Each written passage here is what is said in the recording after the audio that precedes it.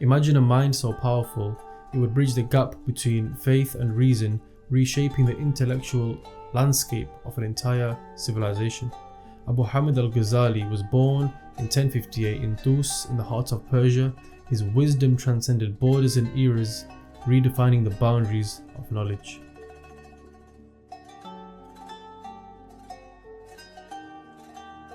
Assalamu alaikum wa rahmatullahi wa barakatuh. Welcome back to the Mountain Path podcast. This podcast has now got a new name. My new channel has got a new name. It's called Hamza Shaf, which is my name.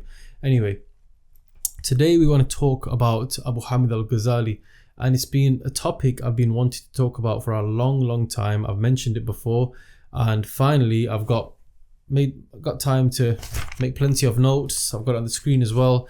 We want to go through his biography, who he was and why he's such an important figure and such an important classical scholar of Islam. What made him so special, what made him so popular even amongst the Western Muslims in today's day, and why we still read his works. Imam Al Ghazali, we're going to go straight into his story inshallah ta'ala. I've made quite a comprehensive Google document of who he actually was. I want to go through Imam Al Ghazali. I mean, this is a man who has influenced me in many ways, so I think it's only right for me to actually go through who he was. Let's take it back to the beginning. Al Ghazali was obviously, like I said, he was born in Tus in Iran in 1058. His father loved the scholars, and this is something I've learned of my research. His father was in love with the scholars. He did not have the time and the effort to actually sit with them and study, but he served them. And some people have this opinion that because of his great service to the ulama and the scholars, he was blessed with these two sons, Abu Hamid Al Ghazali and his brother Ahmad Al Ghazali, who both of them go on to do major things for the deen. We'll discuss that today inshallah. So at around 6 years old, Abu Hamid Al Ghazali, his father passed away. He left him and his brother with a pious man from the village who was known to be a Sufi. This man was left with a bunch of money from his father. Before his passing away, he left him with some money, and he left them, well, not crazy amounts of money, but just enough money for them to survive with this pious man who his father entrusted. It came to a point where they actually ran out of money. So the pious man decided to take Al Ghazali and his brother Ahmed to the local madrasa where they would stay. And the thing is, back in them times, the madrasa, they would give you bread and soup and water and accommodation. So this was a kind of a chance for them to stay over somewhere, because the pious man, like their father passed them on to, ran out of the funds and they couldn't continue with him. So he dropped them off at the madrasa and they stayed there. So setting the scene now, Al Ghazali and his brother are currently staying in the madrasa. They are studying, they are eating, they are sleeping, they have some sort of life there. But this famous quote comes into play now, where it said that I learned knowledge for other than the sake of Allah, but knowledge refused to be for other than the sake of Allah.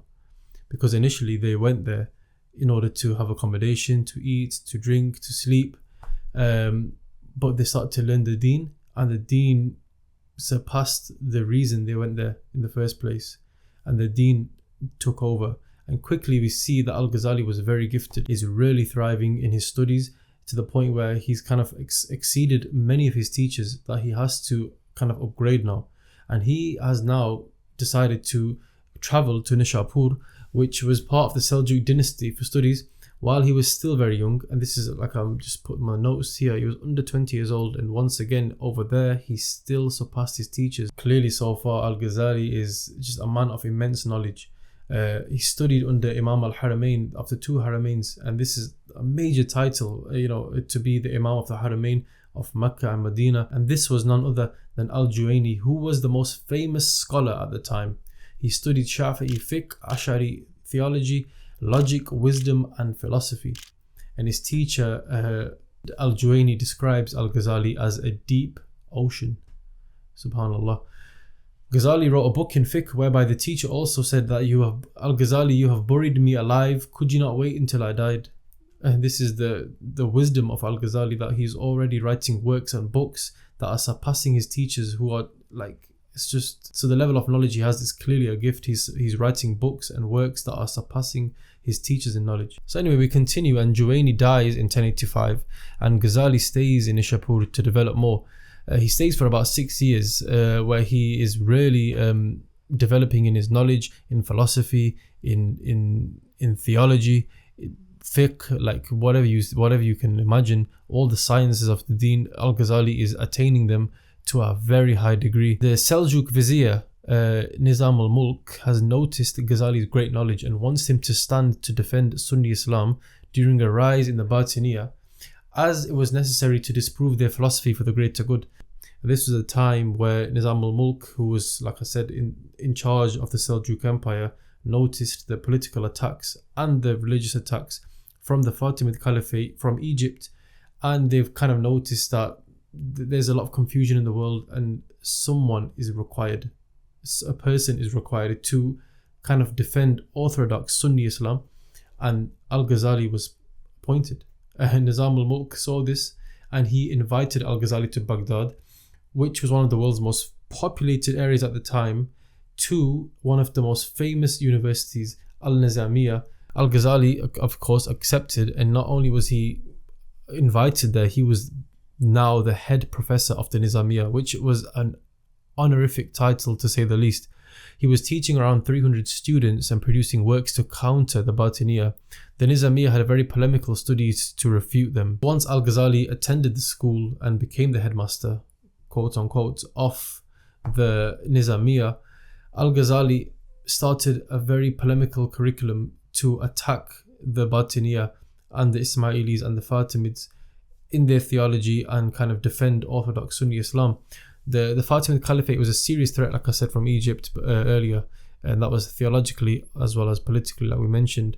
All of these critical studies pushed him to write his first work. So very early on in Baghdad, he gains so much knowledge, and it's such a polemical view where they're learning to refute. It's almost like they are being trained to refute the current theology, which is kind of spreading, to kind of bring Islam back to its orthodox meaning. And now we see Al Ghazali writes the book Al Fadaya Al Batiniya. I hope I said that right. And this was called the Scandal of the Esoterics, and that was kind of attacking the Fatimids and the Ismailis. So anyway, so clearly we've seen from the story so far that Al Ghazali has just developed into a superman of knowledge. From a child, we saw how he traveled, to different areas for knowledge, and how he surpassed his teachers, and now he's writing works to kind of take down empires.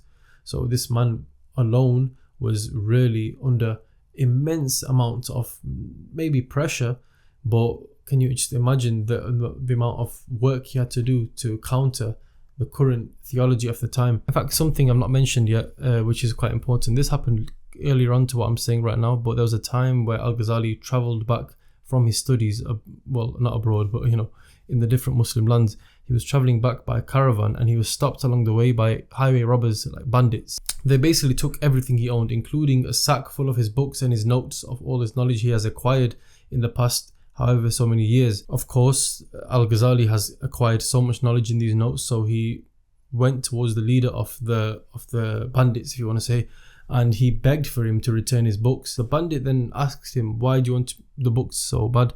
And Al Ghazali said that everything in them books is all my notes from what the knowledge I've acquired, and then this is what kind of changed. This potentially could have changed the whole life of Al Ghazali. The bandit then said something that will change him forever. And the bandit said that, what kind of knowledge do you possess if you have to have it in books? And Al Ghazali kind of seen this as an omen from God. Now, like I said before, how many of us can say we see things as signs from God? But Al Ghazali, obviously a great spiritual man, seen this as a sign, and he took it as an omen to revise and learn everything by heart, which he did, and he mastered everything he knew on notes into his heart. So he really developed his knowledge, and this was a sign. So that highway robber, the bandit, kind of developed Ghazali even further in a way. Obviously, Ghazali knew that God has sent this man towards him to remind him to learn his works. So yeah, Al Ghazali is now early on writing works and books to refute, to attack, to debate, and he is becoming a master in debate. He is not losing debates. He is really developing into something very superior in knowledge. He also writes books in philosophy. His book Al-Iqtisad fil I'tiqad, which is in English Moderation in Belief, was one of his major books in Kalam theology, and this book really demonstrates his advocacy for the Ash'ari Kalam, Ash'ari theology. He also studies philosophy very deeply and notices that there were imperfections in the ideas of philosophers such as Socrates and Plato and Aristotle. He also saw that some philosophers used Greek philosophy to corrupt Islam, so he came to attack them. And Al Ghazali, like I said, this man clearly was a man of bravery. You can see how brave he was when he's already wrote books against the Faatamid Calliphate, and now he's going for the Greek philosophers. I mean, this man truly was sent by God.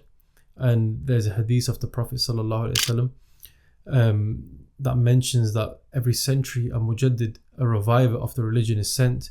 And this man, by the end of this video, you'll see why he was considered one of the revivers, and this was by consensus. And later on you'll also see how he attains his title and his nickname, if you want to say, Hujjatul Islam, which means the proof of Islam. And look at the title that he attained. I mean, Al Ghazali is someone worth studying. He really is a gem. Where are we? So we go back, and we are now currently at the philosophy side. So Al Ghazali, he's learned fiqh, Shafi'i fiqh, he's a master in fiqh, he's a master in Ash'ari theology, and now he's going to the philosophy side. And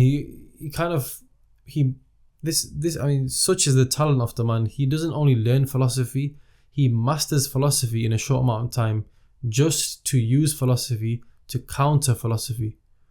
Do you want me to say that again? He learned philosophy, he mastered philosophy, he uses philosophy to counter and refute philosophy, some philosophy, because he did praise some philosophy. As you'll see now, he wrote the Maqasid al-Falasifa, which is the aims of the philosophers, explaining the purposes of philosophy in detail and to also praise it, which kind of gained his respect in the philosophy kind of world. But then shortly after, he wrote the Tahafut al-Falasifa, which is the Incoherence of the philosophers. And this was potentially his most famous work up to that point. You'll see later there's a whole rounded book which he creates later on, which I'll mention, which is his most famous book. But this up to that point was his the biggest masterpiece he's wrote.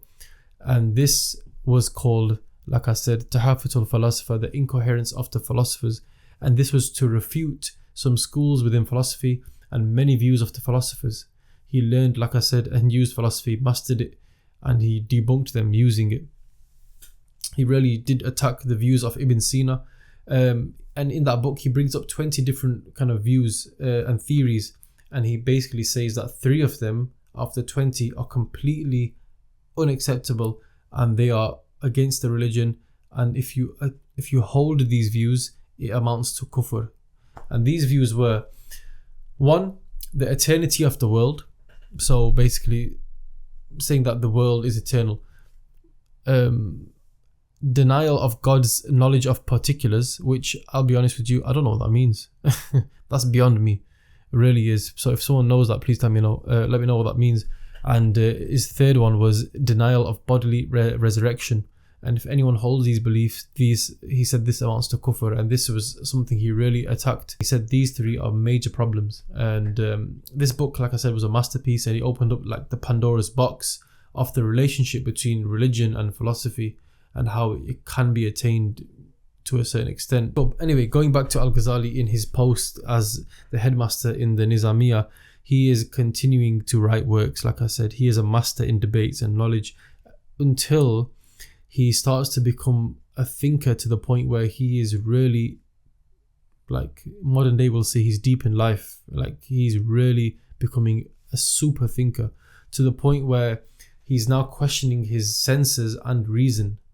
And we can go into another whole article about this, but let's just keep it to the fact that he basically looked at his shadow and he was confused about how the shadow would change position after a certain amount of time, but when you observe it, you can't see it move because it moves in fractions. And then he started to doubt his eyes, what his eyes are seeing. He started to doubt himself. And then he looked at the stars and he saw that the star looked at the size of a dinar, but because of geometrical proofs, you could see that the stars are bigger than the earth. more vast than the earth. So he started to doubt his eyesight and doubt his kind of senses. He started to doubt reason and logic, to the point where for 2 months he kind of goes through one of his first crises, which he goes through several crises in his life, but this is one of his major ones. And then finally, after 2 months, he finds a way to counter what he was thinking, and he goes back to rational thought, and he is finally at a stage where he is happy again to kind of counter these thoughts. So he continues his knowledge, and we go on. Like I said, he had one crisis, but in 1095 was the major crisis, and this is when he realized that everything he has amassed, all his knowledge, all his works, everything he has done, we have learnt so far, he has done it for selfish desires.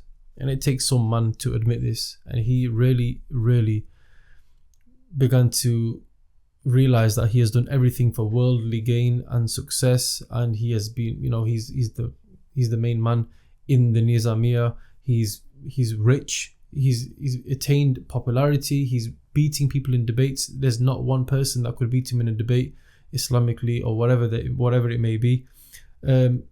He kind of realized that he did it all for fame and reputation and success, to the point where he was sat in a dars, in a lecture, and he was speaking until he could not speak anymore.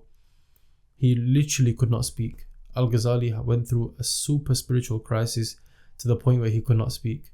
And this was not because of some outward illness. I mean, doctors came to him, they checked him, and they kind of came to the conclusion that Al Ghazali was going through a spiritual crisis. This was something internal inside him.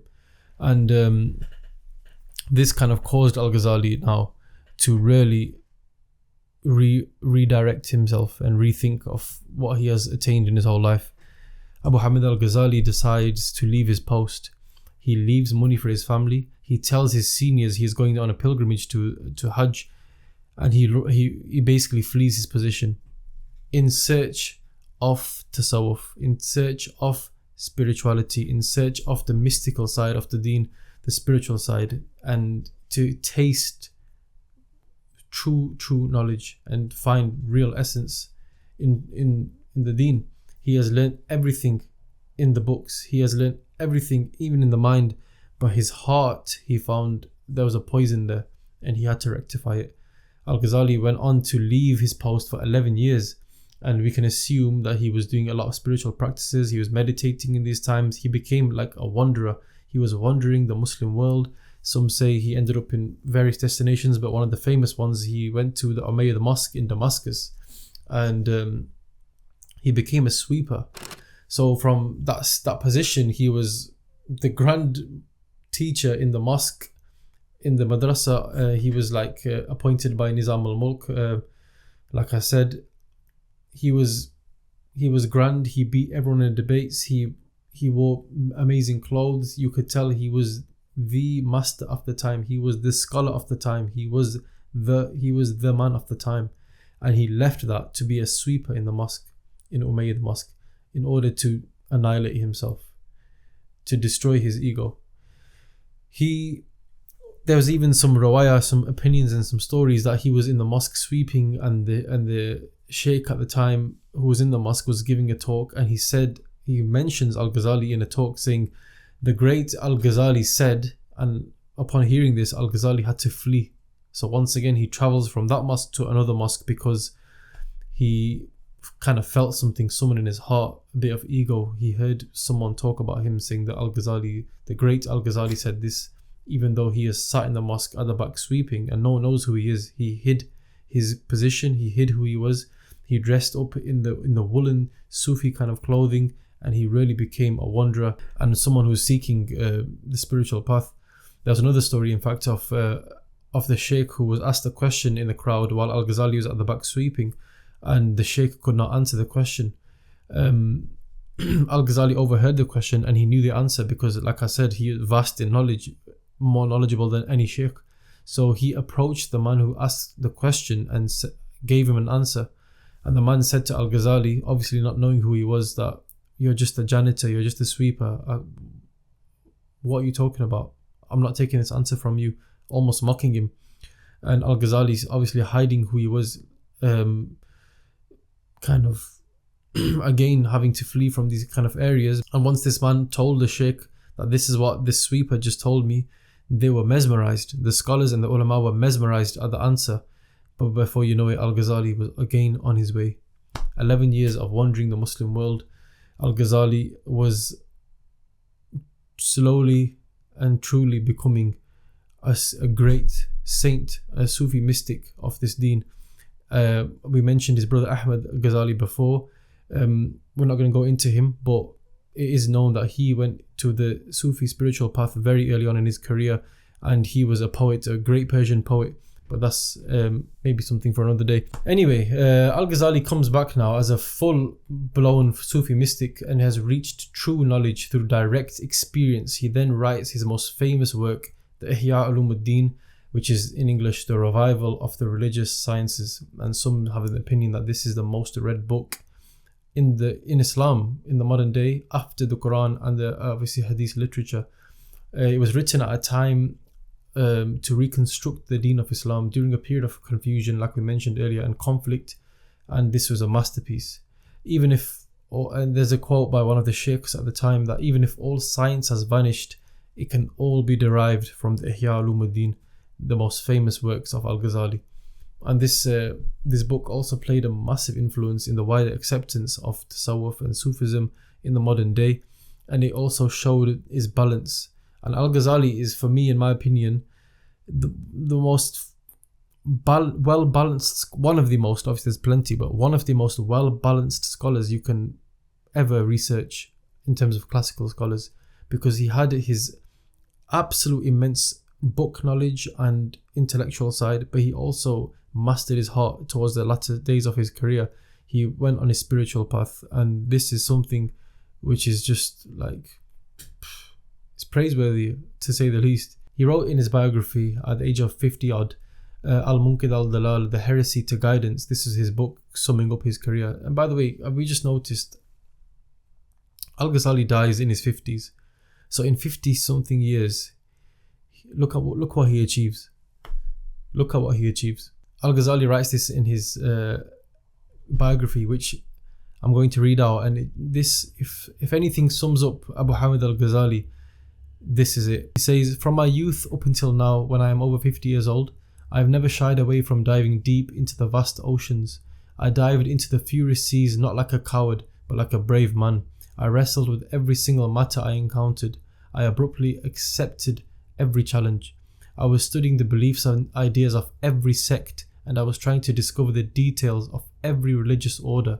As a result of this, since the joyful times of my childhood, I was free of imitation. I was not bound with beliefs that were inherited from the elders." This is a beautiful saying written by himself in his own biography in his 50s. And the last sentence is very profound, that he was free of imitation and was not bound with beliefs that were inherited from the elders. How many times do we as people, myself and many others, just inherit beliefs from elders? How many times? It takes a brave person to really surpass what the elders passed down upon you and seek your own path and seek your own truth and really dwell deep and find your real answers, because the elders have their own tradition which may be passed down from their elders, and some of them were not brave enough to challenge what they learn. But Al Ghazali, as we've seen in this video, boy did he challenge. He challenged the Faatamid Calliphate, he challenged the philosophers, and he challenged many other beliefs at the time. Al Ghazali was clearly one of the great Imams of the time. That's why he, like I said, he had the title Hujjatul Islam, and he was accepted as a Mujaddid of the century. Al Ghazali died in the year 1111. He passed away, and he spent his final night reading the Quran, and he asked for a shroud in the early hours of Fajr, where he went to his quarters in his room, and he wrapped it around himself, and he faced the Qibla. And when someone went to his room, they noticed a poem by his head. A very profound poem. It's a very beautiful poem, and it's something that was left next to his bed during the time that he passed away. And there is Abu Hamid Al Ghazali. And this video was a long time coming. I really do. My voice is gone because I've been talking so much. I've got a sore throat. One of the most classical, famous scholars in Islamic history, one of the most well-studied person in Islamic history, and he is still studied to this day. I've got some of his books. This is one right here. I've covered this before. I've covered this book before on this channel. This by Abu Hamid Al Ghazali, The Beginning of Guidance. One of his, great works. It's a fantastic book to start off with. It's quite brilliant, this book. I suggest it to anyone. And I really do hope you enjoyed that video. It took a lot of research to actually deliver this video, alhamdulillah, but I'm very glad I could do it. Thank you guys for watching. Hope you like and subscribe, and share the content if you liked it. Please let me know who you want me to talk about next, because I really might start doing this thing where I explore different classical people. Like I mentioned, Nizam Al Mulk earlier on, that was the actual man that saw the potential of Al Ghazali and invited him to Baghdad at the time. Nizam Al Mulk, by the way, was assassinated. We could talk about him next. He was assassinated by a man dressed up as a Sufi, which is quite interesting. I was learning about this. Where's it gone now? 1 second. Shall I find it? Oh, I think it's over. I think the night is over, to be honest. Where are we?